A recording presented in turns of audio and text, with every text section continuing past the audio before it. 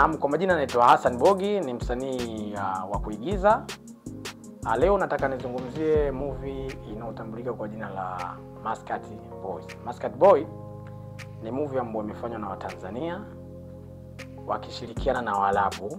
Ni movie ambayo ya action ambayo ina utofauti mkubwa sana na movie ambazo binafsi ambazo nishawahi kuziona. Ni movie ambayo ina mazingira mazuri, budget, kuna vitu vya utofauti sana. Movie itaruka kwenye channel ya YouTube inayotambulika kwa jina la Ashkel Film.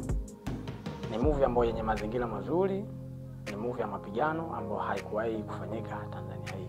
Kwa hiyo tunaomba support, kusubscribe hiyo channel, na siku hiyo tarehe 19 tukae mkao wa kula saa 12 jioni, hiyo movie itakuwa inaachiwa.